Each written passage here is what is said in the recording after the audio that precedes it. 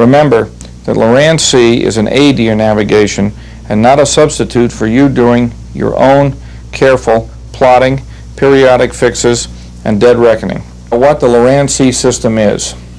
It is the primary radio navigation aid in the U.S. and Canadian waters. It is the official radio navigation system for the U.S. coastal confluence zone, which is defined as either 50 nautical miles offshore or the outer edge of the continental shelf, i.e. the 100-fathom curve. It is a long-range, all-weather navigation system using low-frequency radio waves and requiring complex electrical equipment and electric power. It is a system of shore-based transmitters and shipboard receivers which give very repeatable, I say again, repeatable position fixes, making it a good inshore navigation or piloting system. However, at this time it is not designed for harbor use, and I will discuss that in more detail later. It is very affordable, with today's prices ranging from $500 to $5,000, and it is a great aid to your navigation. But as I will say many times in this tape, it is not a substitute for you doing your own navigating. The navigational use of Loran-C is nothing more than the plotting on a chart of two electrical lines of position. Let me illustrate. If we were doing this visually and we saw a lighthouse over there and a buoy over here, we would look over our magnetic compass and we would see that the lighthouse was at a bearing of 330 degrees magnetic and the buoy was at a bearing of 045 degrees magnetic. We would then take our chart and plot, if it was a U.S. coastal chart, using the inner compass rose, which gives you the magnetic bearing automatically, and plot the 330 line on the chart coming back from the lighthouse. We would do the same thing for the buoy using the 045 bearing, and where the two lines intersect, that would be our present position. When you use Loran, you're getting the electronic lines of position constantly from the transmitters, and your Loran is constantly giving you an update of your position. Loran-C is a hyperbolic radio positioning system. It is based on the time differences, abbreviated TDs, between the received radio signals from the shore stations. The transmitted pulsed radio signal permits your receiver to differentiate between the signals and hence give an unambiguous measurement of the TD, or time delay. The Loran-C system transmits on the 70 to 130 kilohertz band, and the Coast Guard claims that this gives a accuracy 95% of the time of within 1/4 of a nautical mile. Many of you may have heard of the preceding Loran-A system that was in effect between 1940 and 1980. No Loran-A stations are presently transmitting. The present Loran-C system has 13 chains of stations on a worldwide basis. The range of your Loran-C receiver is approximately 1,200 nautical miles on ground wave and slightly further given skywave. Loran-C radio waves are two types. You have the ground waves, which follow the contour of the Earth and give the most direct path between the transmitter and your Loran receiver. This is what you want your Loran receiver to hear. Skywaves, on the other hand, are transmitted from the transmitter and go up in the air, bounce off the ionosphere, and come back down, and hence travel a longer distance, giving you a longer time. This can cause interference in your Loran receiver, especially when you get out to the maximum receptive ranges, when the transmitted signals will be weak on reception. Let's review what the Loran-C system is. Loran-C stands for Long Range Navigation and is a system of shore-based transmitters and shipboard receivers. It gives you a repeatable, and I say this again and will many other times, a repeatable position fix based on the time difference between the received radio transmissions. Loran-C signals travel by ground wave, which follow the contour of the Earth and are the most accurate, and sky waves, which bounce off the ionosphere, and although they increase the usable range of your transmitter, tend to be less accurate than the ground wave position. let's talk about how it operates. To use as an example, I want to use the 9960 chain, which is the one customarily used in the northeastern United States. The system is composed of 3 to 5 transmitting stations per chain. One station is the master station, in our case here, Seneca, New York, or M, with 4 secondary stations, X-Ray, Yankee, Whiskey, and Zulu, located in Nantucket, Caribou, Maine, Carolina Beach, North Carolina, and Dana, Indiana. All secondary stations transmit signals synchronized on the master station signal within 0.1 microseconds, 1/100th millionth of a second. This is now done with atomic clocks, while under the old Loran-A system, the slave or secondary station transmitted when it received the signal from the master station. Different Loran-C chains serve specific areas of the United States, portions of Europe, and Asia. For example, the Dana, Indiana station, which was our Zulu station for the 9960 chain, is also the master station for the Great Lakes chain number 8970. And Seneca, New York, which is our master station in the 9960 chain, is the X-ray secondary for that Great Lakes chain. Caribou, Maine, on the other hand, which was our Whiskey station, is the master station for the Canadian East Coast 5930 chain. So you can see that the Coast Guard utilizes these facilities for multiple purposes.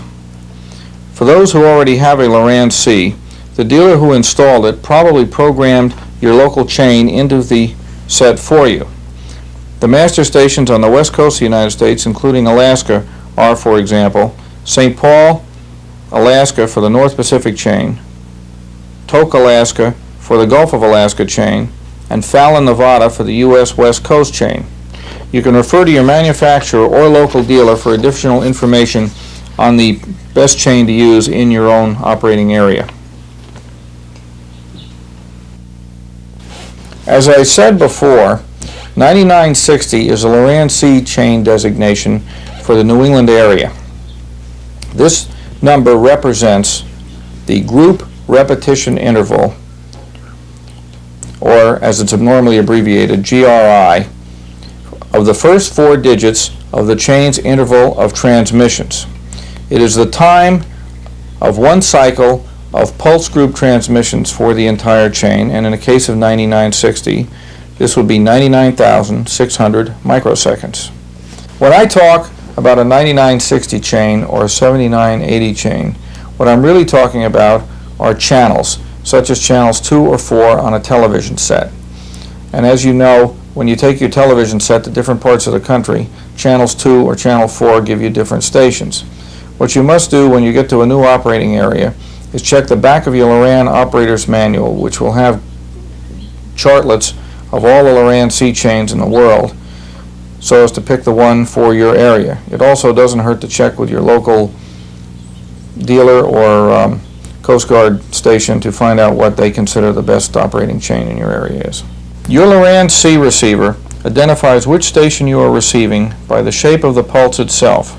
The reason a pulse transmission is used is that the pulses carry more signal energy, which provides a better reception and a further range.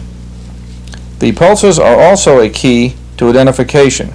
A pulse is shaped like an envelope with individual pulses within it. A pulse coming from the master station has 9 pulses on it, while those coming from the secondaries have only 8. Also, the use of the illustrated pulse enables your Loran receiver to use the sub-pulses, and in this case the third sub-pulse of each signal, as a signal phase comparison for identification. What this does is enables your receiver to differentiate between ground wave and sky wave, and hence increase the accuracy of your position fix. One thing that you should do every time you turn on your Loran receiver and before you leave an area where you know your location is to check a position fix and verify that the Loran is in fact in sync and, if you will, calibrated. You will see the term blink alarm referred to in your manuals. Anytime your Loran-C receiver indicates a trouble, you should use the information gained very cautiously. Try to substantiate it with other fixes, either your depth sounder, a visual fix, or your dead reckoning plot, because what it is telling you is that there is a glitch in the system. Loran-C stations transmit at a lower frequency than, say, your VHF radio stations, and hence give you a longer range usability. High frequency radio transmissions are subject to very high propagation, and propagation is land error. What happens is the Earth is a large magnet, and the radio waves, as they go around the Earth, following the Earth, are attracted by it. This causes some weird things to happen. Radio waves traveling over land, over desert, over swamps, over freshwater, over saltwater, all travel at different rates of speed. As a result, you will get a different propagation. What this means is that the reliability of the time that it takes a radio signal to go from, say, Chicago to New York would be different than the reliability of the time it would take a radio signal to go from New York to Bermuda, because as it goes from Chicago, it will go over dry land and wet land, and the time of the year will also influence the moisture content, which in turn affects the speed. In the 9960 chain, which is the one I keep using for an example, the Dana, Indiana Zulu secondary is in the middle of the United States.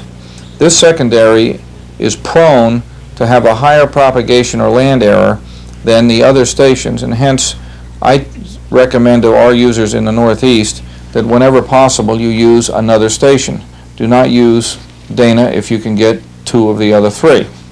Another tip in using your Loran-C is never use a secondary station within 20 miles of the transmitting tower.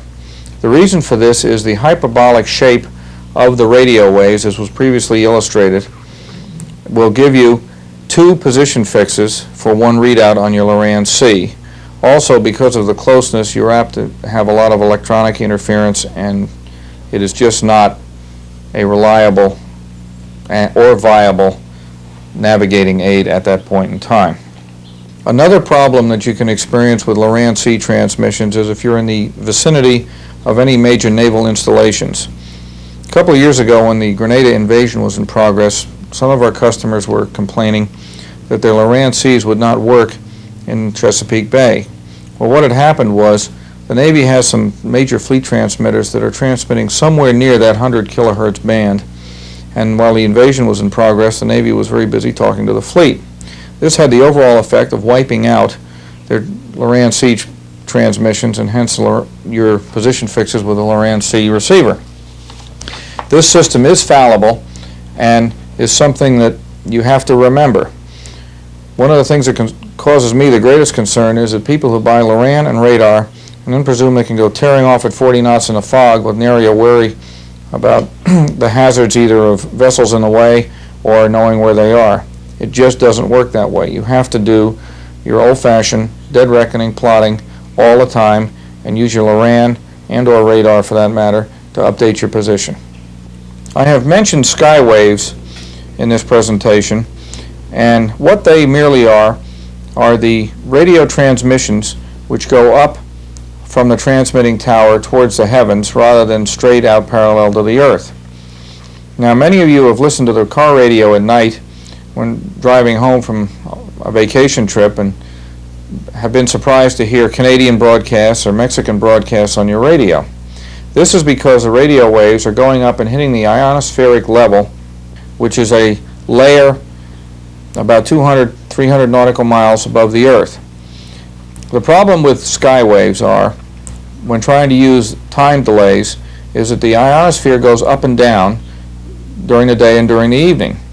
What this translates is that our radio waves will be traveling significantly different distances from the transmitter to our vessel out on the ocean. Well, when we're measuring time delays and the radio waves have gone an extra couple hundred miles, this translates in the Loran thinking you're further offshore than you may be. Now that you know how the Loran-C transmitting system is working, let's talk about what happens. When the master Loran-C transmitter transmits, it's like a rock being dropped in a pond. The transmitted signals go out in concentric circles away from the transmitter and approach your vessel. The secondary stations are also transmitting, remember, on a very strict time delay, similar concentric circle signals. You will note on the illustration that the circle from the master station and the circle from the secondary station both cross each other in two places. You can draw a straight line between these two places and get the same line that you see on your chart that gives you your Loran-C grid. When your Loran receiver hears those beeps, what it does is it pops up on your display screen the numbers of the TD, or time delay, which represents the line of position that you are on. Hence, if you see a 43,935 on your screen, you are on Loran TD line 43,935.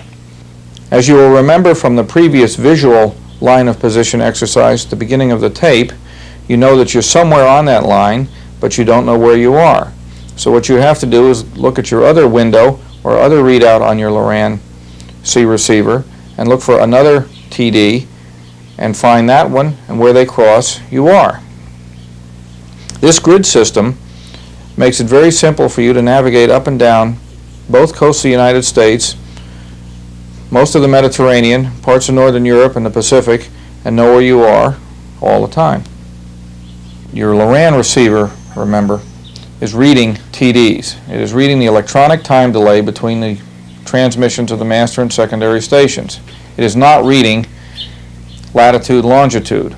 Your latitude, longitude printout on your Loran is a computer conversion of the TD readout in your set.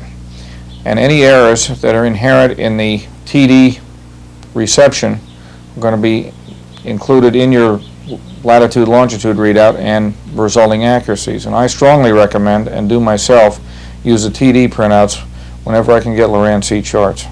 Say you have whiskey, the W LOP, and yoke, the Y LOP. And here is your whiskey TD, and here is your Y TD. All that you're doing is turning on your Loran-C receiver, looking at the numbers in the window. What you're actually seeing in the window varies, but here's an example of one. What you're reading is a set of numbers, 15,124 and 44,023. What you do is take these numbers and find those lines on your chart that correspond to 15,124 and 44,023. You are on 15,124 line somewhere, but you don't know exactly where. When you find the 44,023 line, where they intersect is your present position. And that's the magic of Loran. Like radar, Loran-C can see further than you can. Later on, we will see how your Loran-C position will be measured in decimals of a TD instead of just even numbers. Also, we will talk about the selecting of the best two secondaries for your given geographic area. Most Loran-C receivers on the market today have an automatic acquisition feature which enables the set, once you have selected the proper station or GRI, to pick the two strongest radio transmitters or signals received in your area, and it will automatically pick the two best secondaries. Sometimes you will want to override this, and you'll have to refer to your owner's manual on how to do it. But your Loran will automatically pick two strong radio receivers to give you a present position. Another point to be considered when selecting the GRI or group repetition interval, i.e. station, that you're going to use for the area you're operating in. Try to select a GRI which will cover the entire range of your trip, or at least until your next landfall or port. This should be fairly easy because most of us don't travel more than a few hundred miles between ports. If you're going from, say, Connecticut to Florida, you will, however, traverse two Loran GRI areas. The thing to do is to take and use the 9960 GRI, as we do in this area, And then when you get to a major port where you're probably going to refuel, rest, shower, all the other things that one does when you've been at sea for a few days, that's the time and place to change GRIs and go to the GRI for the Southeast United States. Do not do it when you're at sea. If you lose the frequency that you're on and you're at extreme operating range, you may not be able to get it back on your receiver. Remember, when using any radio equipment, and Loran-C receivers are particularly susceptible to this, skywave interference and all radio interference is maximum at dawn and dusk. It has to do with the sun's position on the horizon. And if you're operating at extreme distances from your transmitters, you may find difficulty at dawn and at dusk getting an accurate Loran-C position fix. The numbers will skip around and you may find large inconsistencies. My suggestion are twofold. One, wait about an hour and a half, and this situation will clarify itself. And two, you should always, whenever possible, verify your Loran-C position fix with a visual line of position, which can either be a fix on a buoy, a lighthouse, or satellite navigation, or a celestial site. Never hurts to practice your celestial navigation if you're offshore. Now that we know something about Loran-C, let's talk for a minute about the nautical charts that you have to use with your Loran-C receiver. Included in your package is a chartlet, which is a piece of an NOS chart on the east coast of the United States. It is what we call a coastal chart, which is 1 to 80 thousandths in scale. 1 inch on the chart equals 80,000 inches out in the real world. This chart is also the smallest scale chart that normally has Loran-C lattices overprinted on it. The scale on charts is sort of backwards. A large scale chart covers a very small area in great detail, whereas a small scale chart would cover a very, very large area with minimum detail. Harbor charts, for example, are large scale charts, where the globe is a small scale chart. Whenever you go on a trip or leave the harbor, the first thing you should be sure to do is have the latest edition of the nautical chart for the area you're going into on board. Next, be sure to read that chart. If it's a new area or it's a new chart, be sure to read the chart legend carefully for navigational warnings, such as are the depths in feet or fathoms, is the Loran coverage in the area, etc. Those of you that have sailed in the Caribbean, you know how confusing the charts can be. Feet, fathoms, meters are as depth. Also, no matter what anybody tells you, there is no, at the present time, Loran-C coverage in the Caribbean, and as far as I know, there is no intention of adding any. So when people say, oh, we're going to sail to the Virgin Islands or Antigua or Grenada, and we'll use our Loran-C, it's not going to work down there. You better take a sextant. Regarding Canadian charts, for those of you that like to sail either the Maritimes or British Columbia, most Canadian coastal charts now have corrected Loran-C grids on them. However, be careful in using your latitude-longitude converters. Some of the Canadian charts do not use the North American datum 27 as their landmass positioning reference, and to make matters even worse, they do not note on the chart what the datum they use is, so that you have no way of verifying which it is. When you're sailing in Canadian waters and the visibility is restricted, I strongly recommend that you use a TD display on your Loran-C and not the latitude-longitude. If there are no Loran grids printed on your chart, there may be a reason why you shouldn't use your Loran in that position, and you'd better check your depth sounder and any other means of navigational aids you can find. We've seen how the Loran-C system is composed of a series of transmitters which broadcast a pulsed encoded radio signal. The Loran-C receiver measures the time difference between the pulse transmitted from the master and secondary stations. The pulse from each secondary Loran-C transmitter crosses the pulse in two places from each master station, deriving an electronic line of position which you see printed on your chart. In the window of your Loran-C receiver, you're given usually two numbers which correspond to two lines on your chart. The intersection of these lines gives you your positional fix.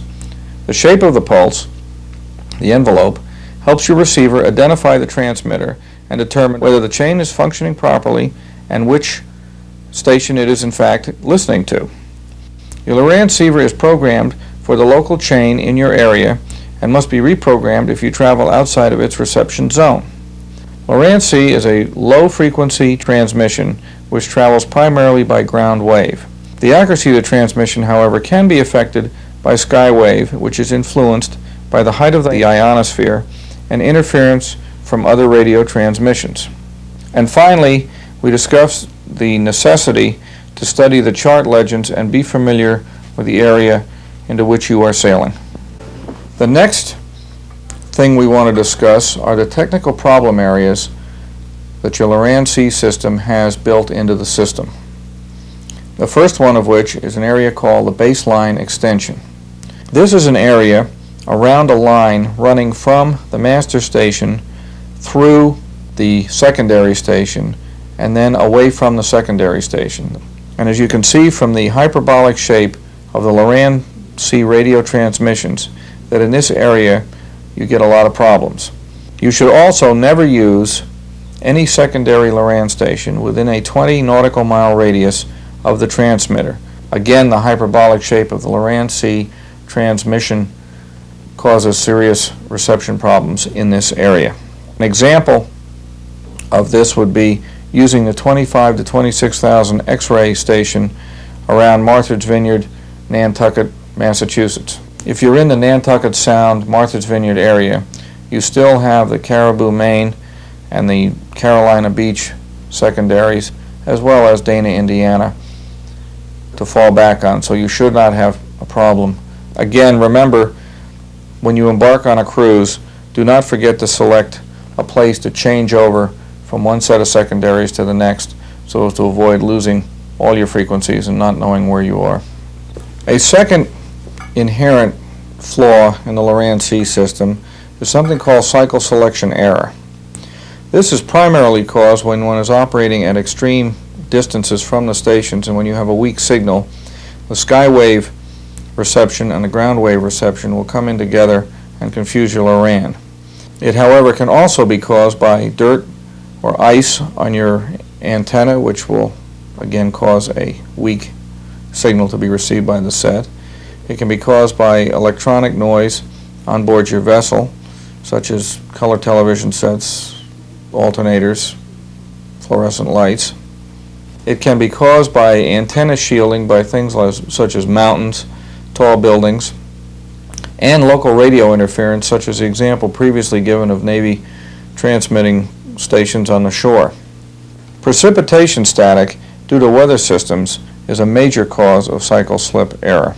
Basically, an approaching weather front can give you some problems, and I feel that if you're forewarned, you should be forearmed. Weather fronts do affect your Loran reception, and distance away from the transmitters also affects your reception.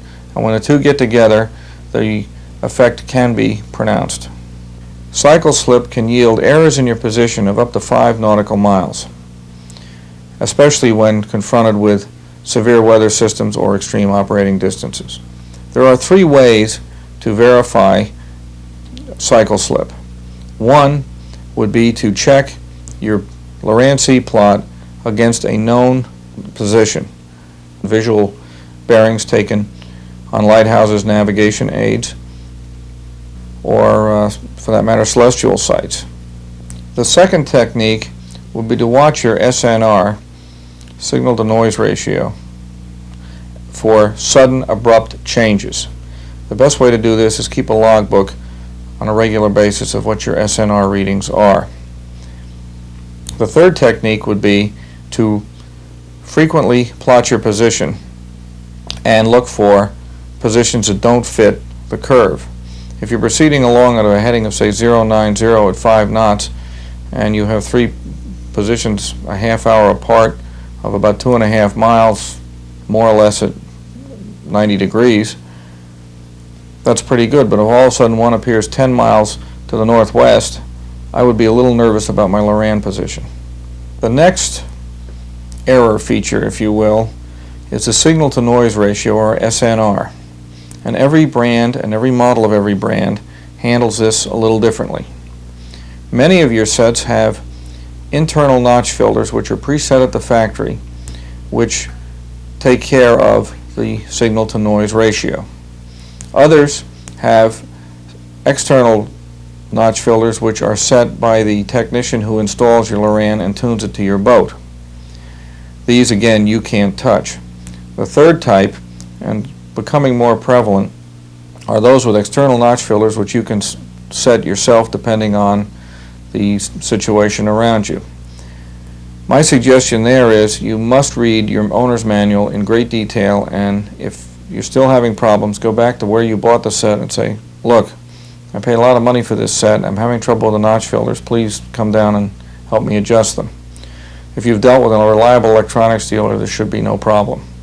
Now, what affects signal to noise? Well, I mentioned before color televisions and fluorescent lights. These are possibly the two worst things you can have on a boat and turned on when you're trying to find your position in the fog. Engine noises, such as alternators, will give a lot of electronic noise which will interfere with your Loran-C reception. Static and precipitation, again, that we referred to in the previous section, they also contribute to the signal to noise ratio. The average setting for your SNR, for your Loran to read properly, should be 1.3 or stronger. And again, I refer you to your owner's manual as to how to do that on your set. Another thing that changes with SNR is as the boat moves up and down the coast, you may find that your SNR changes, again due to weather patterns, distances from the transmitting stations. In my experience, you should be able to get at least 100 miles out of each SNR setting before it would be necessary to radically change the settings. Another source of error to your Loran-C readout are the land path or secondary phase factor errors. Radio waves travel 230. Radio waves travel at a different rate of speed over land, over seawater, over deserts, over swamps, the atmosphere, and in space. The primary phase factor is the difference in the speed of radio waves in free space and in the atmosphere. This has already been calibrated by the Loran-C system and the lattices. The secondary phase factor is the difference between the speed of radio waves in the atmosphere and over an all-seawater path. This has again been included in your Loran-C grid lattice on the chart. The additional secondary phase factor, however, becomes a bit more complicated and hence is not on your chart. What this is the difference in time it takes a radio wave to go from, say, Dana, Indiana to Long Island Sound, traveling over land. In the spring and the fall, and even in the winter, this land may be wet under snow, rain. However, in August there may be a drought. The relative humidity affects the speed of the radio waves and hence the time of arrival. The most dangerous thing about additional secondary phase factors are that it places your vessel further offshore than you actually are. If it is supposed to take a minute for a radio wave to go from Dana, Indiana to 50 miles off New York Harbor in the Atlantic, and it takes a minute and a half, your Loran receiver is going to say that instead of being 50 miles, you're maybe 100 miles offshore. Whereas in reality, you were only 50 miles offshore, but the radio wave had been slowed down because of the land error. Most of the modern Lorans coming out now in the more expensive categories, such as the big North Stars, some of the bigger Micrologics, Trimbles, have tables built into them which will account for the average land path error and will correct their latitude-longitude readout to give you an accurate position fix. Some of the cheaper sets, however, have the capability where you can manually enter these. There is a table of corrections available from the Defense Mapping Agency, which you can get from any good chart store, which will give you these correction factors.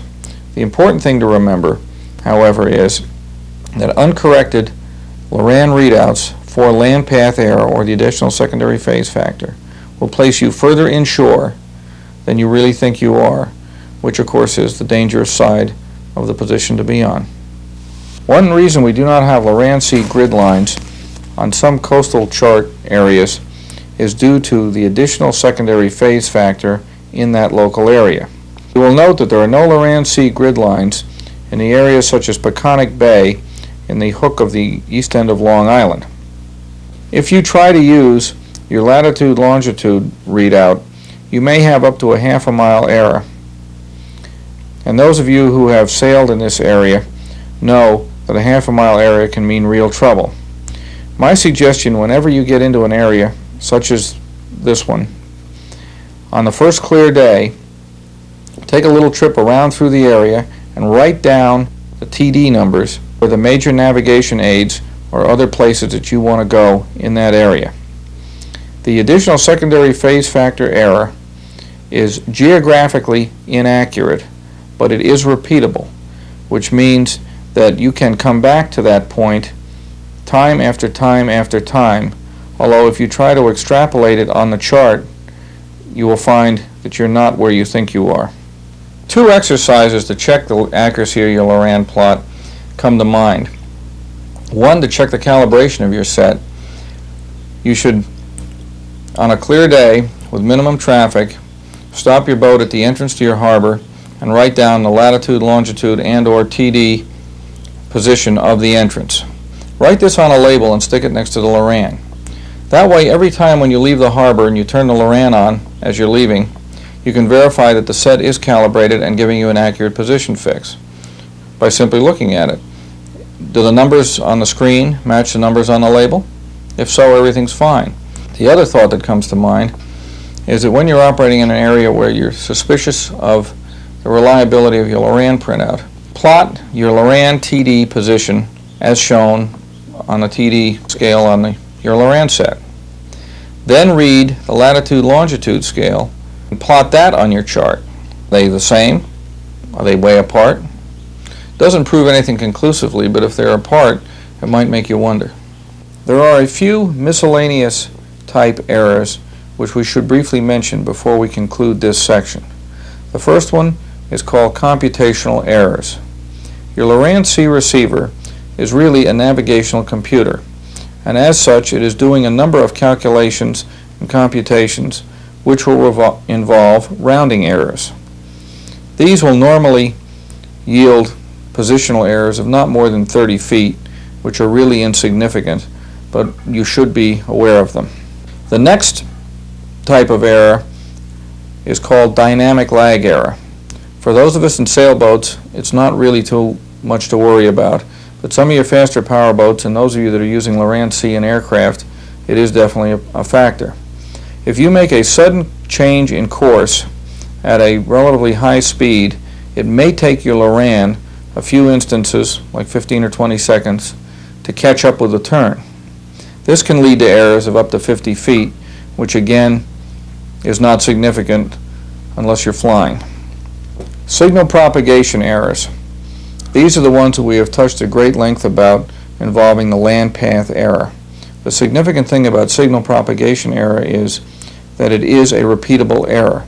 What this means is that if you're going to the same place all the time, write down the Loran-C coordinates of the major navigation aids, or your mooring, or your dock, or the harbor entrance, whatever is significant to you. Then, when visibility closes in, you can use this logbook to come back to those positions because the error is repeatable. However, if you were to try to plot these positions on the chart, either using latitude and longitude or by extending the Loran-C grid, you would not find that they were where you were in fact. Signal tracking errors are pretty much a function of your distance from the Loran-C transmitting towers and will be further impeded by weather fronts, etc., the things we've talked about in cycle slip. They can yield errors of between 100 and 500 feet given their worst case.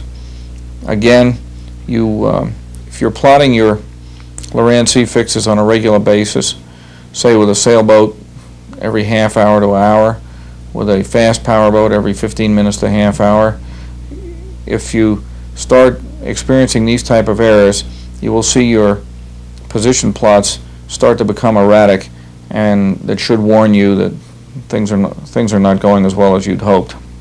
Ambiguity occurs when there are two position fixes for a given pair of Loran-C TD readouts. This will occur when you are in the baseline extension area due to the hyperbolic shape of the Loran-C electronic LOPs, as we discussed and showed previously. Here your Loran will show two intersections of the same pair of LOPs. At this point in time, your Loran will, if possible, pick up a third LOP to get a confirmation of one or the other of the position fixes. However, what you, the navigator, must do is confirm your position by some other means. A depth sounder sounding, do your dead reckoning plot, time, distance, speed, and any visual fixes that may be available. Let's begin this discussion by talking about the purchase and installation of a Loran-C receiver. My recommendation is to find a local, full-service marine electronics dealer who has a good reputation and factory-trained installation personnel. Discuss your needs with him, listen to what he says, and then select the Loran of your choice. The location of the antenna on your boat should be clear of all other antennas and rigging. Naturally, it will vary from boat to boat, and it should not be the vessel's primary lightning rod. What this means is that if you have a single-masted sailboat, you would be better to have the antenna installed on the stern rail, away from the backstay, whereas if you had a multi-masted sailboat, you could put it on one of the lower masts. Power boats usually put it somewhere along the cabin, away from the VHF antenna, and lower than something else on the boat. Without a proper ground, your Loran-C receiver will not work reliably or accurately. My recommendation are for people to put on what is called a dynaplate, which is a zinc plate on the bottom of your boat with two bolts running through to the inside of the hull. You would then take a copper grounding strap, not 18 gauge wire, but a strap, and fasten it to the bolt coming through the hull, and run it back up to the Loran. You now have a guaranteed 100% ground. Do not ground your Loran-C unit to your engine mount, because the engine creates electronic noise. The rotation of the propeller shaft creates static electricity, as well as the alternator on your engine. The placement of your Loran-C receiver will also vary from boat to boat. It should be in a dry and secure place. Remember, if you mount it up on the flybridge of a powerboat with thumb screws, when you come back next weekend, it probably will not be there. I know that Micrologic makes a waterproof Loran, and I have seen some Loran-C repeaters which purport to be waterproof. Personally, I like things out of the weather and out of sight when I'm not aboard the boat. Another thing to remember with the installation of any electronics on a boat, nothing should be put near the magnetic compass. Remember that your electronics are powered by direct current, and direct current creates a magnetic field. The magnetic field is in turn going to disrupt your compass and lead to steering errors. The U.S. Navy has a 3-foot rule where they don't like anything within 3 feet of a magnetic compass for this very reason. Now, that may not be practical on some power boats, but what you can do, if after you've installed your electronic unit and you've turned it on and you discover that the compass moves, try taking the feed wires, the hot and the cold, and twisting them like a rope. This has a tendency to break up the magnetic field and may solve your problem, but I would certainly try to keep things as far from the compass as I could.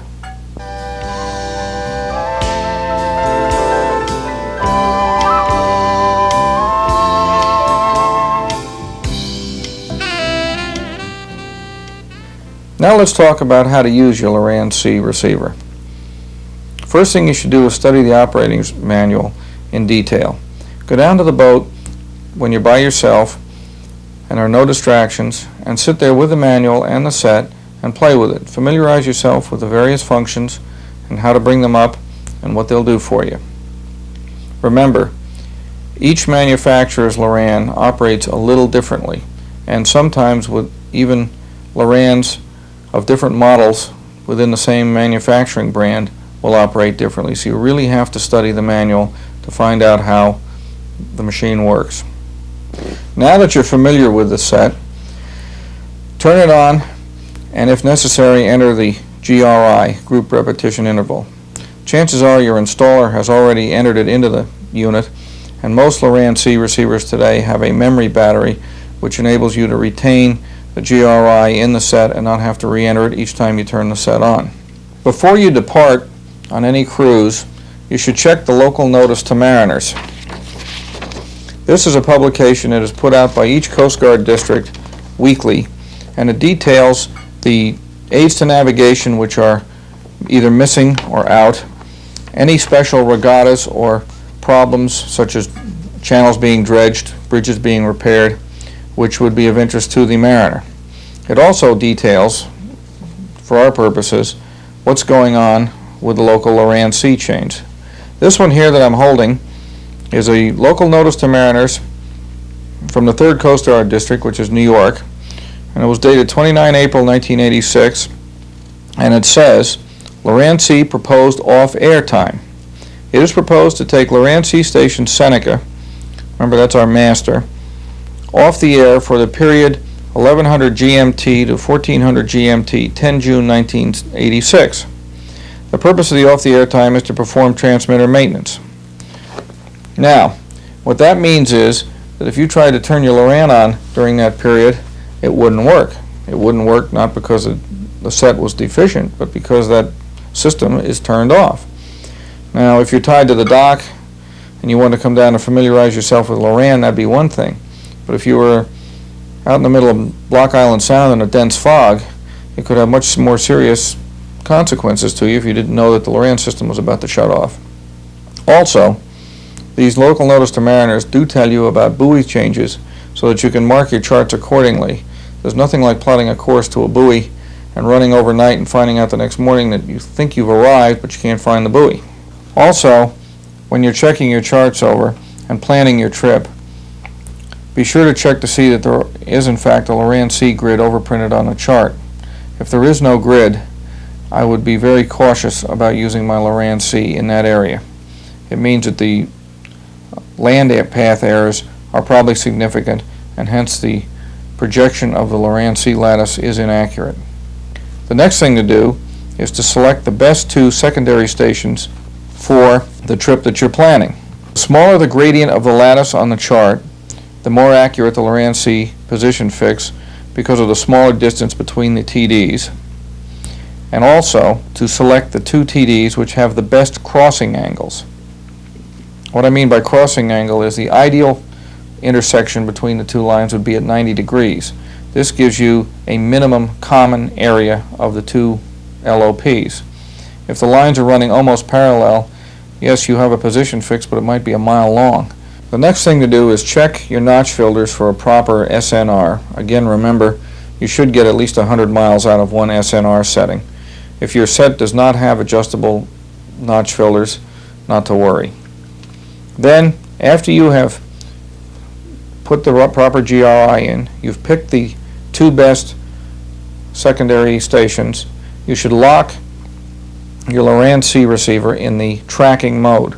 Normally you'll have an acquisition mode where the receiver will listen to any and all radio transmissions, and then you have a tracking mode where you are locking in the 2 frequencies that you're going to listen to. What this means is that your receiver will probably track these stations out further than you could acquire them by turning the set on and trying to dial them in. And it also lessens the chance of you losing your Loran reception and in approaching weather fronts, thunderstorms, or other times when you may very much want an accurate position fix. Now let's recap what we have learned about the use of our Loran-C receiver. Number 1, read and study your operator's manual. Familiarize yourself with the system. Try it out at the dock where you can concentrate on the unit and not worry about traffic, navigation, etc. Select the proper GRI, group repetition interval, i.e. channel, for your operating area. Check the local notice to mariners to make sure that there are no scheduled downtimes for your Loran-C chain, and for that matter, for any serious changes in aids to navigation that might be of interest to your coming trip. Check the charts on your boat to see that you do have the current edition of all the nautical charts for the intended trip, and that you have both the harbor charts as well as the Loran-C coastal charts. Select the best 2 secondary stations for your plotting. Remember, those are the ones that make the closest to the 90-degree intersection on the lattice grid. Tune your notch filters, if possible, to the proper settings to ensure proper Loran-C reception. And finally, lock your receiver into the tracking mode so that it does not lose reception just when you need an accurate fix. In a few moments, we're going to do some plotting, but before that, I thought it would be useful to review some of the features commonly found on the Loran receivers marketed today. Number 1, automatic acquisition. The receiver will automatically find and track the signals for the selected GRI, group repetition interval, and select the best 2 TDs available. Remember, the best 2 TDs from the receiver's point of view are probably the 2 strongest radio signals, whereas your best 2 TDs may be the ones with the best crossing angles, and you will have to override the receiver manually to insert the TDs of your choice. For this, you will have to reference your owner's manual to see how to do it. Additional secondary phase factor corrections.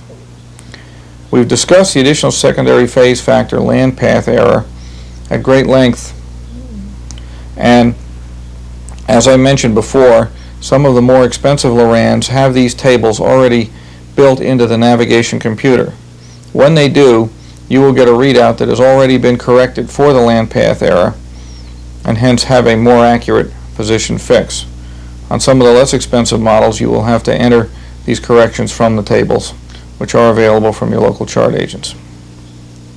Number 3, anchor watch alarm. This is a feature built into the receiver that will sound an alarm should the boat stray out of a certain radius, which you can manually set into the Loran. This is nice because what you do is put in the length of your anchor line into the Loran receiver and go to sleep. If the boat drags its anchor and leaves the radius of the anchor line, the alarm goes off and wakes you up and tells you you're in trouble. 4, automatic dead reckoning. This is a combination of the navigation computer and the Loran-C to give you the speed over the ground and course over the ground and give you a present position. 5, autopilot interface. I have mixed emotions about this one. It will enable you to interface a Loran with your autopilot so that if you're set by the current or wind, the Loran will continually correct the autopilot to bring you to the buoy. Remember that you are still obligated under Rule 5 of the collision regulations to maintain a proper lookout. And a proper lookout is maintained by being on deck and watching what's going on, even though the vessel is being steered by the autopilot. 6, blink alarm. This indicates that the Loran-C signal transmitting station is experiencing difficulties and the signals being received, and hence your position readout, are unreliable and should be verified with other means: dead reckoning position, depth sounder, visual lines of position. 7, cycle alarm. The Loran-C receiver is tracking an incorrect cycle and hence is reading incorrectly. This frequently happens with skywave interference, and the alarm merely tells you that things are mucked up. You can, by referring to your owner's manual, usually adjust out the skywave interference and receive a true position readout. Lost signal alarm. The signal being tracked and received is too weak to use. This means that you should select another GRI or another pair of TDs. If you had planned your trip properly, this should not occur because remember we suggested that you plan to change your GRIs or stations at some port further down the coast. Cross-track error. The cross-track error indicates how far off the run line of your intended course you are. This could be caused by steering error, by tide and current, or by wind drift. Course over the ground. This indicates the actual course that you are steering over the bottom, not through the water. Again, if you have a strong current on your beam, it could be setting you off one way while you're steering in another direction. The course over the ground indicates the true direction that you're following over the bottom. Great circle bearings. Some of the more expensive Loran-C receivers can compute a great circle course, which is shorter for passages over 200 nautical miles. This feature is of very little use in coastal piloting. Guarantees and post-installation service. This is one I rate very highly. Has your set been installed by a reliable installer? Will he make good on any warranty work? Is he going to have time for you? This is what I meant before when I said check out the electronics dealer and be sure that you have one that you're comfortable with. I myself like full service factory trained people because they tend to spend less of my money learning how to fix the problem. Latitude and longitude converter. This feature converts the readout from TDs to latitude and longitude. It is a nice feature to have, but it has a potential liability. Many people tend to use the latitude-longitude readout when the charts do not have the Loran grid on them. This is a potential hazard to you, the navigator, because if there's no Loran grid on the chart, it may very well mean that the Coast Guard did not intend the chart to be used with Loran. Remember, the land path errors in harbors can put you off by hundreds of feet, and if that happens in a harbor, it can lead to unintentional groundings and other problems. Magnetic bearings. This feature will compute the magnetic bearing from where you are to a waypoint or position that you have loaded into the Loran receiver. This is handy because it tells you what the real bearing of the navigation aid that you're steering for is, not that it's over the bow where you think it is. The one thing to remember with magnetic bearings is that your Loran will also have to have the proper magnetic variation for your geographic location previously loaded into it, and that about every 50 miles you must check and change the variation, because variation changes for geographic location all around the world. Adjustable notch filters. Some sets have adjustable notch filters which enable you to fine-tune the electrical noise and sometimes the weather precipitation noise out of your Loran set, and thereby improve the reception and increase the range of the usability of the GRI. Other sets have different notch filter systems, and they have to be set by factory trained technicians or in the factory. Consult your owner's manual and discuss this with your dealer. Power consumption. Power consumption is more important to the sailboat sailor than the powerboater, because sailboats normally do not have lots of engines running all the time keeping the batteries up. Most Lorans today use very little electricity and are not a serious problem to the long-range cruiser. Power off memory. This is an important feature because if you've loaded in 50 waypoints and your GRI and preferred TDs into your Loran set, and now you turn the set off to go ashore and have dinner, it's nice to come back and turn the battery power on, find that the unit has not lost its memory. I have found that about every 2 years the memory battery in my Loran goes dead and has to be replaced, and at that time you have to reprogram the entire set, but I'd rather do it every 2 years than every day. Route planning. This is the ability to store and display a passage routing on your Loran. It will give you courses and distances, and we're really playing computer games here. It's a nice feature, but it will probably cost you extra money. Careful whenever you do route planning in your Loran-C to plot the courses on the chart. Your Loran does not know about islands, rocks, and shoals, and it will just give you the straight line distance from point A to point B. And if there's an island in the way, the Loran doesn't know it. That's what charts are for. Self-diagnosis and error warnings. These are alarms which will tell you when the Loran-C receiver is experiencing lost signals, unstable signals, or other problems which might make the information such as position, speed over ground, course over ground, unreliable. They vary from Loran unit to Loran unit, and you must check your operator's manual in depth for the individual set. Speed of advance. This is the rate of advance towards a waypoint or away from a waypoint, which tells you how fast you're closing on or leaving a particular point. Speed over the ground, that's the boat's actual speed over the bottom, which is useful in estimating your time of arrival. Time to go, this is an incorporation of the speed of advance in the navigation computer, which tells you how long at the present rate of speed it will take you to reach the next waypoint that has been loaded into the Loran.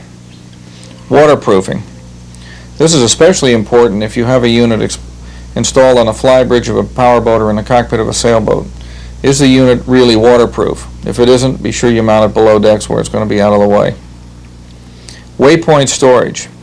Waypoint storage is very useful because it enables you to load in the individual waypoints or navigation aids of the different legs of the courses of your trip. This is something to consider when you purchase a Loran, because if you're just going day sailing, you may only need a half a dozen waypoints, such as the entrance to your home port and the entrance to the 2 or 3 harbors that you sail to for lunch. On the other hand, if you're taking a trip from New York up the coast of Maine, it might be nice to put in 150 waypoints. And this is something you should discuss with your salesman when you pick out your individual Loran.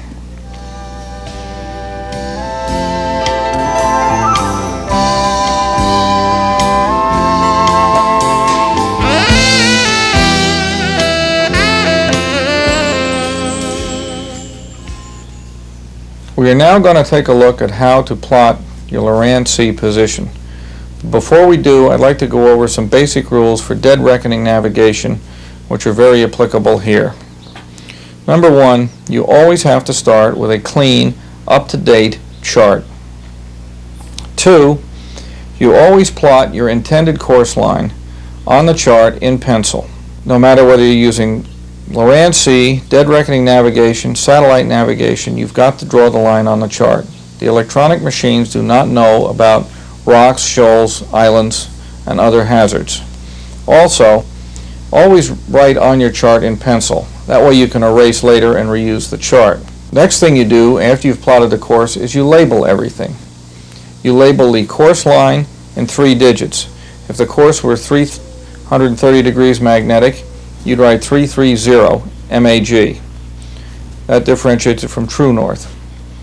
If the distance were 10 nautical miles, you write 10.0 NM, nautical miles. This way, when you look at the chart and you see the numbers, you know by just their configuration what they were. If the course was only 30 degrees magnetic, you'd write 030 MAG. Always mark all position fixes, lines of positions, and departures on the chart and write the time down. Now to do that, normally you would write the time down as a time of day. If we left the harbor entrance buoy at 9 o'clock this morning, you'd write 0900 for 0900 next to the buoy. If it were 1 o'clock in the afternoon, you'd write 1300 next to it.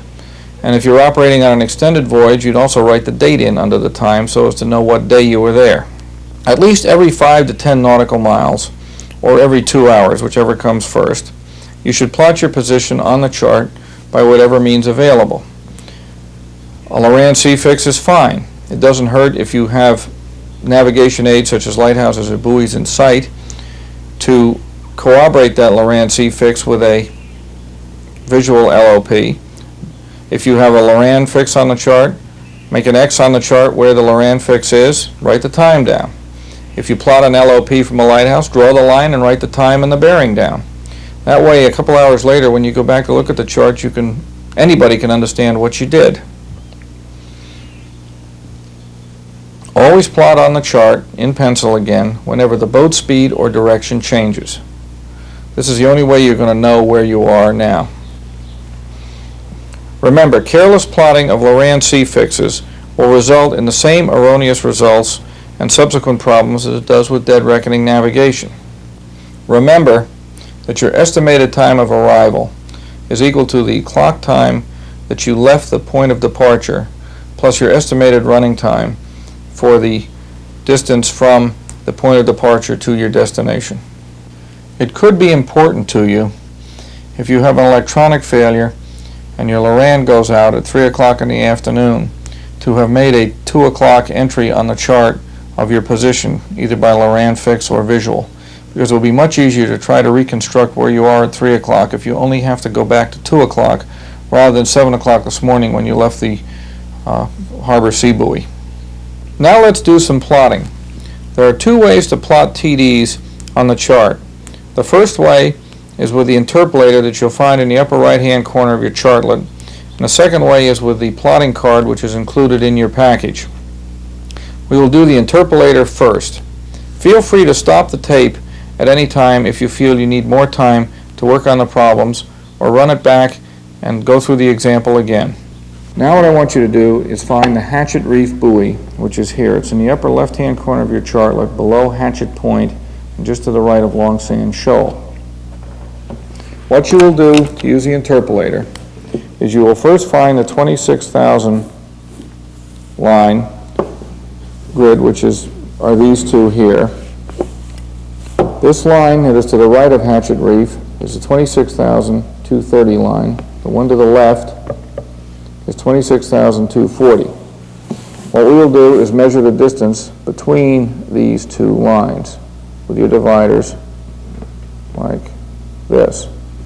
We now come over to the interpolator.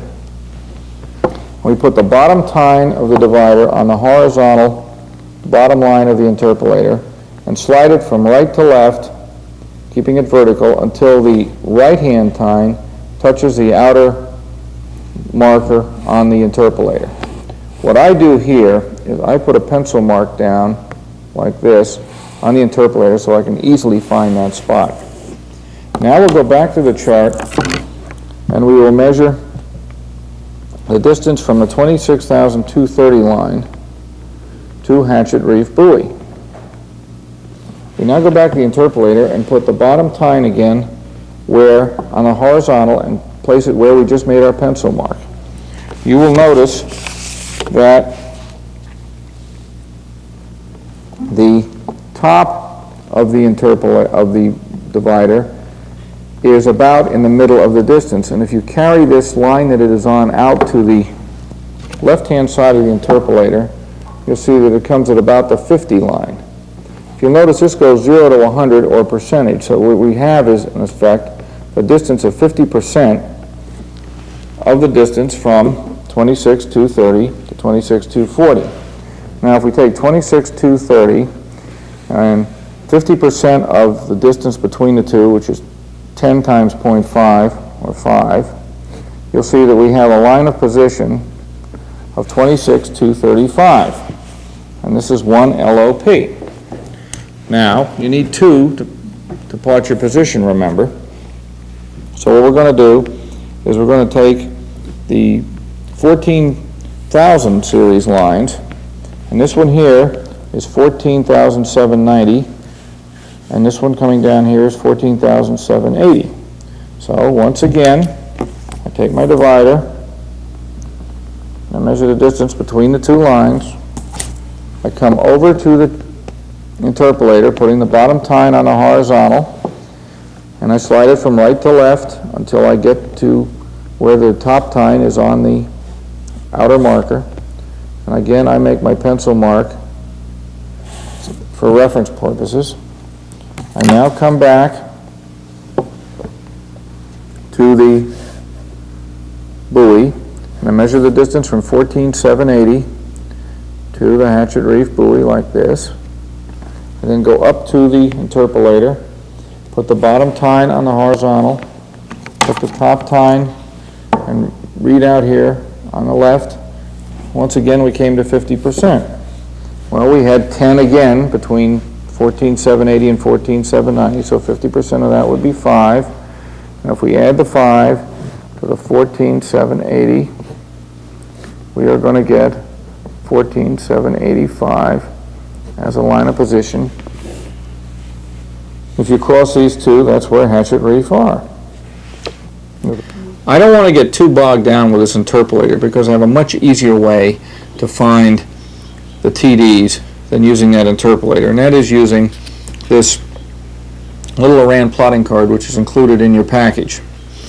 And it has a scale on it, which are nothing more than dividing a given distance into 10 equal increments. I am going to be using this card, which is the same scales as you have on your card, but the yellow will show up better and make it easier for you to read what I'm doing. Now I want you to find the Little Gull Island Lighthouse. It is on the right-hand side of your chart at the end of the string of islands coming from the lower left going towards the upper right. And I want you to find the position of Little Gull Island. Now what we're going to do is we're going to take and again find our 26,000 series. Here's a 26,140 line. Here's a 26,150 line. Only this time we're going to put the card down on the chart. And I'm going to take and put the outside scale, one of them on the 26,150 and one of them on the 26,140. You'll note I have now divided this distance equally into 10 different lines. I'm going to slide it up now until it gets to the bottom of the lighthouse symbol on Little Gull Island. I'm then going to read it, and we're going to see that here we have 26,140, 141, 142, and a little over 210. So I'm going to call this 26,142, and I'm going to say 0.2. Eyeballing it as my line of position. Well, now we have one. Let's do the second one. Let's do the 43,940 line is here, and the 43,950 line is up here. Now this time this scale doesn't quite reach, so I'm going to have to use the bigger one. I'll put this outside one here and this outside one down here. I'm going to slide it along until it hits. And here we have 43,940.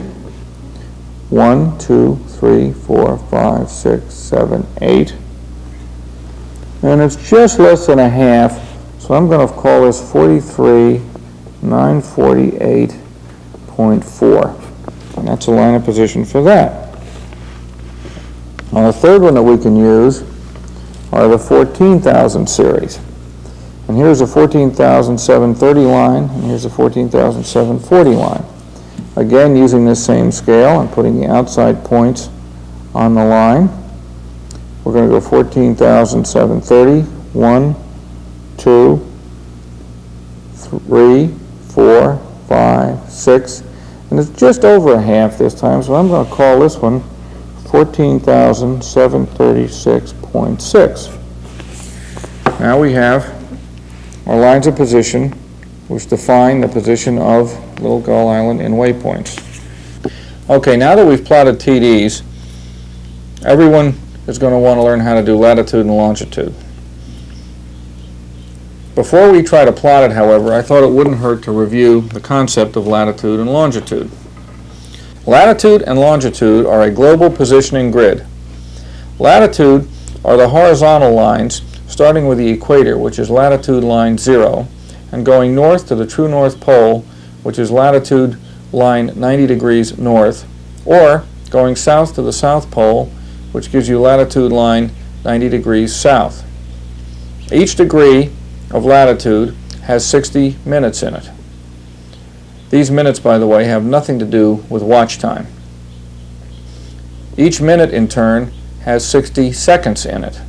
For our purposes of navigation, we do not use the seconds. You will if you're going to do celestial navigation, but for Loran-C and coastal navigation, we use minutes and tenths of minutes in describing our latitudes. The other thing to remember about latitude is that 1 minute of latitude, which by the way are the right and left hand scales on your chart, 1 minute is 1 nautical mile by definition. So anytime you need a distance measure, you can always use the latitude scale on the right or left-hand side of your chart. The other thing to remember about latitude is that when you give a position, such as we're at 41 degrees north latitude on this chart, if you just say 41 degrees, we could either be in the United States or in Argentina. You have to say north latitude, or if you're in Argentina, south latitude. Longitude, on the other hand, are the vertical lines, and they are meridians. They are great circles. They all come together at the north and south poles, and they go around, they girdle the Earth. The 0 longitude line, or prime meridian, runs through Greenwich, England. We are, subsequently, in west longitude. Now that we know what longitude is, let's talk about plotting it. And this time I want you to find the Valiant Rock buoy, which is just a little bit away from Little Gull Island to your right and up slightly. Here you're going to need to use your parallel rules as well as your dividers. The easy way to find latitude, longitude is do latitude first. Remember, they're the horizontal lines on your chart running from left to right. I line my parallel rules up on this latitude parallel, and I move it up until I get to the Valiant Rock buoy. What I then do is go across to the right and read the scale on the right side of the chart. If you're in the middle of the chart or on the left side of the chart, you'd go to the left, possibly. Go to the closest one.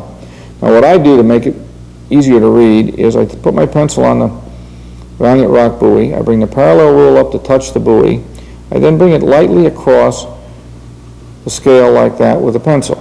Then I take the parallel rules away and I read the scale. If you come down here, you'll see we're at 41 degrees, 5, 10, 11, 12, 13.8 minutes. 41 degrees, 13.8 minutes north latitude. Now we're going to find the longitude of the Valiant Rock buoy. And what we do here is we line our parallel rules up with the longitude meridians, which are the lines running from the top to the bottom of your chart, just like we did with the latitude. And we're going to walk the parallel rules across until we get to the Valiant Rock buoy. I am then going to put my pencil down here to be sure that we're positioned properly. I'm not going to draw a line across the whole chart. I'll just cross the longitude scale at the top of the page. Now let's find out where we are. If you look at the top of your chart, you'll see we're at 72 degrees west longitude and some minutes. It goes 25, 20, 15. It's going down because we're getting closer to Greenwich, England. And here we're at 5 minutes. Here we're at 4 minutes. This would be 3.95. So our position here would be 72 degrees, 3.95 minutes west longitude. And that would define the position of the Valiant Rock buoy. All right, now we're going to have some fun. Now you are ready to go on a trip. What I want you to do is use the chartlet in your package and work out the problems that I'm going to now give you. And we're going to take an imaginary trip around the eastern end of Long Island Sound. What I want you to do is plot a course from Gong Buoy 1B, which is just off Plum Gut on your chartlet, up to RW Buoy PI, which is about a third of the way across the Sound. Now as we work through these problems, please feel free to stop the tape at any time if I get ahead of you, and then turn the tape back on when you're ready to rejoin me. Now remember, we plot all our courses in magnetic. Now I'm plotting a course from 1B to PI. First thing you do is you always draw the line. Then we go across here to the compass rose, and remember, if you use the inside rose, you don't have to worry about variation and all those bad things. I draw a line because it's easier to read. Now I find that I got a heading of 048 degrees magnetic. I'm going to measure the distance, my dividers, and I use the latitude scale because it's just more convenient. Remember, 1 minute of latitude is 1 nautical mile, and the distance I got was 3.2 nautical miles. Remember, you label everything. Now, with a boat speed of 5 knots, what would our estimated time of arrival be? Well, distance equals speed times time. 3.2 equals 5 times t.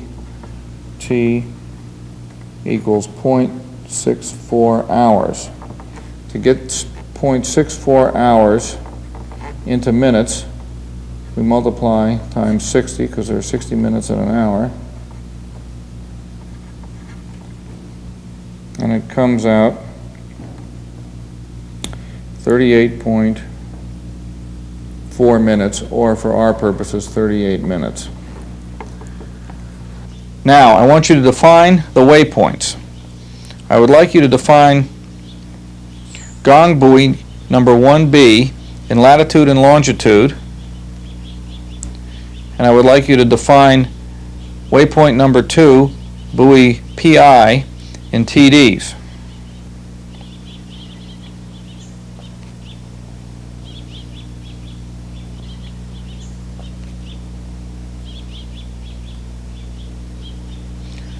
Well, what did you get? For waypoint number 1, I got 41 degrees, 10.6 minutes north latitude, 72 degrees, 13.2 minutes west longitude. For waypoint number 2, buoy PI, I got 14,762, 26,184, 43,963, and 60,117. The next part of the question is, what should your position be 15 minutes after leaving waypoint number 1? Remember, the boat speed was 5 knots.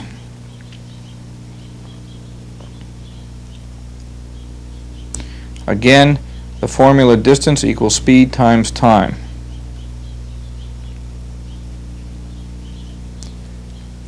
My answer was, in TDs, 14,776, 26,193, 43,952.5, 60,111.7.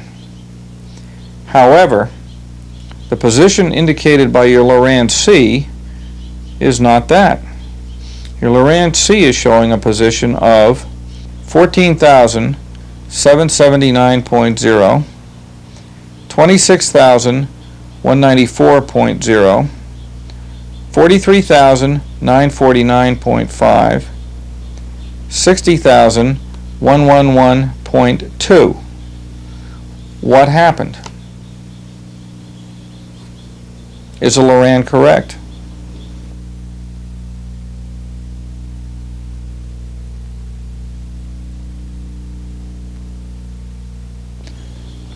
The answer is that you're experiencing a 2-knot head tide with a current set of 228 degrees magnetic. Next part. What is your revised estimated time of arrival and compass course from your present position as indicated by the Loran-C to your waypoint number 2, buoy PI?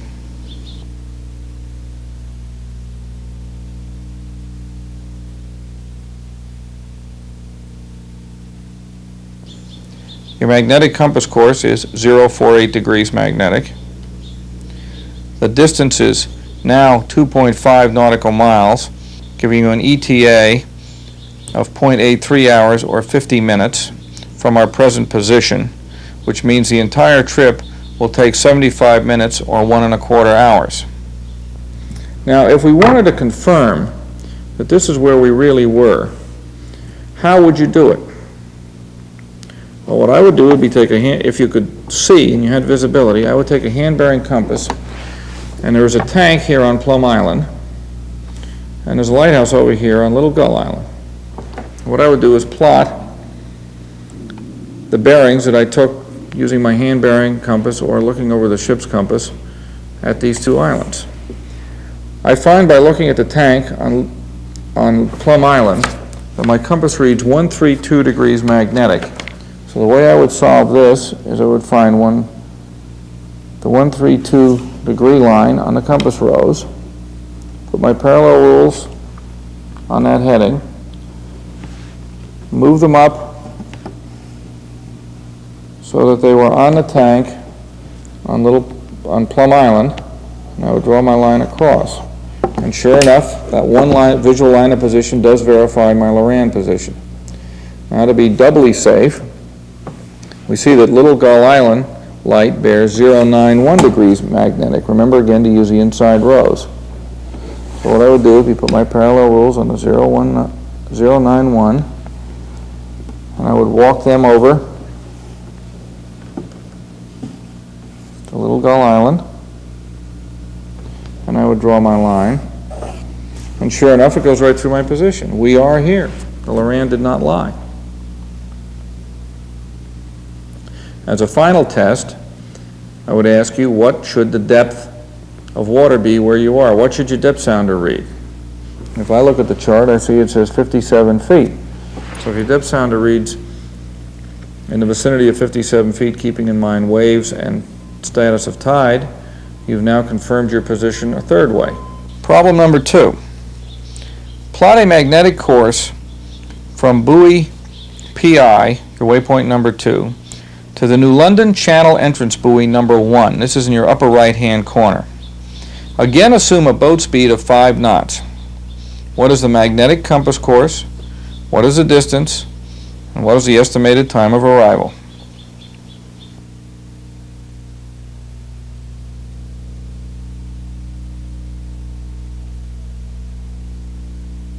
My magnetic compass course was 062 degrees magnetic.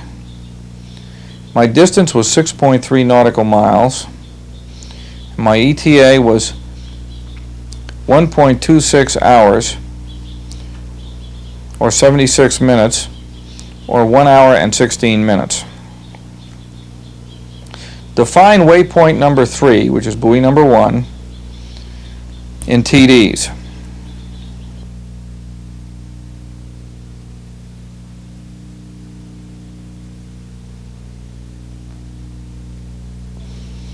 I got 14,710.0,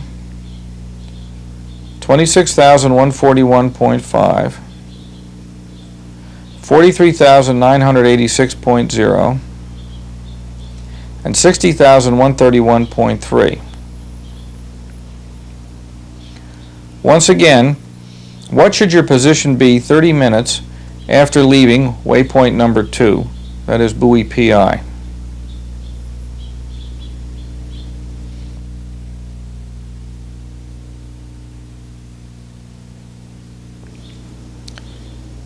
My answer is 2.5 nautical miles along the course line, giving me a dead reckoning TD position of 14,742.0, 26,167.0, 43,972.0, 60,122.6. But once again, the Loran-C readout gave me a different position. The Loran-C said we are at 14,753.0, 26,180.5, 43,972.3, 60,121.0. Once again, what happened?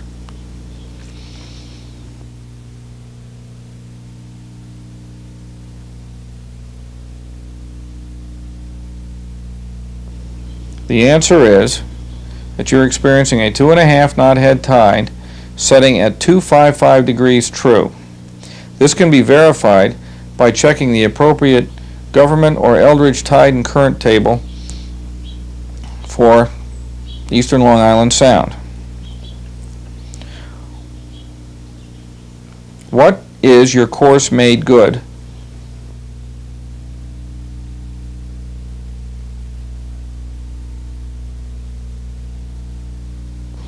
My answer was 039 degrees magnetic. Here we are steering 062, but we're actually traveling 039 because of the tide. What would your new heading to the waypoint number 3 up here be from the position that we're at right now?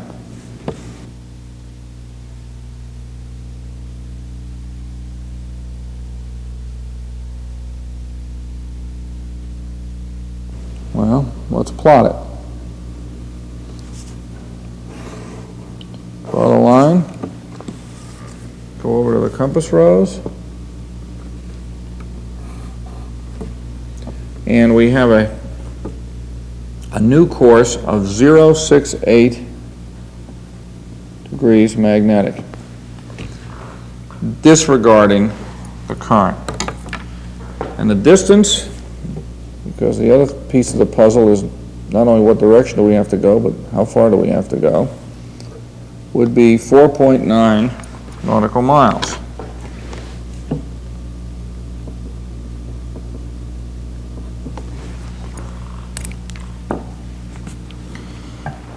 Now, notice where you're actually heading. You're heading up here, even though you're steering here. If you steer this new course, granted 068 is a little bit further east than 062, so you will not be going quite this far. But you're probably not going to be going to the buoy, because remember the tidal set is still this way. There's two ways to solve this problem. One way is to do a tidal current navigation diagram, which you may remember from your dead reckoning plotting days. What I would do would be correct my course by the previous error plus your new heading to the waypoint. Take the new course, 068, add to it the difference between the 068, the new course, and the original course of 062, which in this case would be 6 degrees. This will give us a 074 degree corrected course to the mark. If you did the tidal current diagram, you'll discover that you got an answer of 075 degrees as a corrected course. So we're in the ballpark, because remember, any tidal current diagram or compensation for tidal current is only an approximation based on statistical tidal information and may not be accurate to the nearest degree or tenth of a minute. The other thing I would do, quite honestly, is I would keep a very sharp eye on my depth sounder, because as we proceed up here, you'll see we're in 156 feet of water, and it goes up and down, but before we're going to get into trouble on Bartlett's Reef or Little Goshen Reef, the water's going to start shoaling to 40 feet and shallower. So if the water, if shortly after you head off on your new course, you're all of a sudden in 40 feet of water or less, I would presume that we're in trouble. Meanwhile, keep monitoring your Loran. For our third and final navigation problem, we're going to proceed from our waypoint number 3, which was buoy number 1 off New London, to the 3-foot rock buoy in Nyannick Bay, which is about in the center of your chartlet at the top. What I want you to do is plot the courses necessary to go from waypoint number 3, buoy number 1, to the 3-foot rock buoy in Nyannick Bay. A, I want you to define the 3-foot rock buoy, can number 5, as waypoint number 4 using TDs.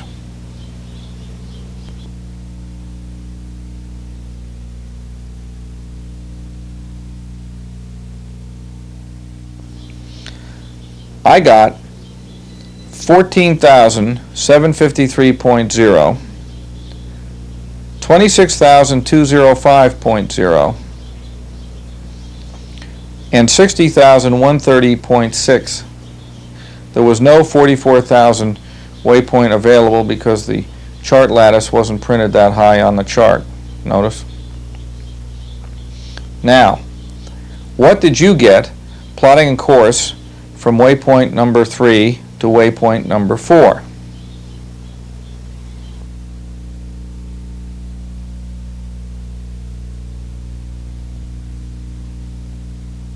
The answer to this problem is to plot two courses through a waypoint number 5 and not go direct. If you went direct, you went over Goshen Point and Seaside and never arrived. I will demonstrate. If I draw my line from buoy number 1 to buoy number 5, you will notice that we go right over Seaside. We go over a bunch of rocks off Goshen Point, and we go over Little Rock here, and you never arrived. On the other hand, what I did was pick out waypoint number 5, which was 26,168, which I will plot here.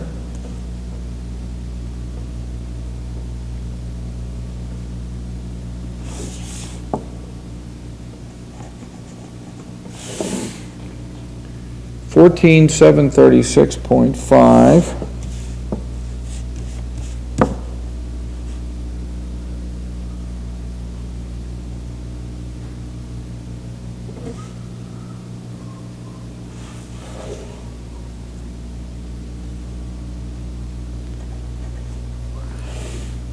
and 43,981.8.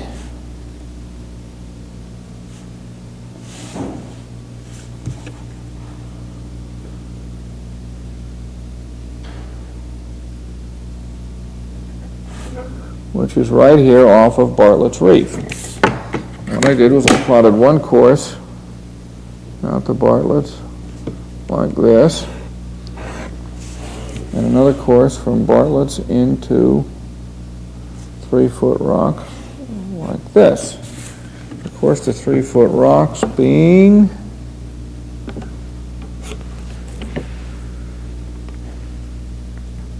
(321 degrees)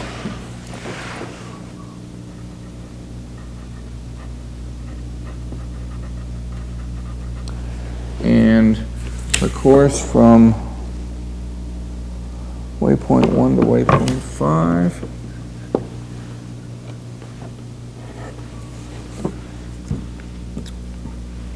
being 256 degrees. And the distances involved being 2.85 nautical miles and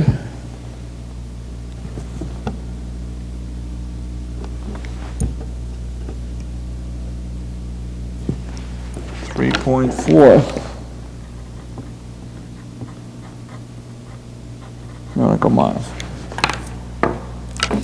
Congratulations. You now have an understanding of the Loran-C system and how to navigate using it as an aid to your navigation. Remember, it is an aid. And my only further comment is, if you go out for leisurely sail in July when the weather is benign, the visibility is unlimited, and the seas are calm, who needs to be that accurate? You can see the entrance to the harbor. Nothing serious is going to happen. But on the other hand, if it's early November, it's blowing 40 knots and sleeting, and you've got a dozen people on the boat, some of whom may be seriously injured, you damn well better know where you are.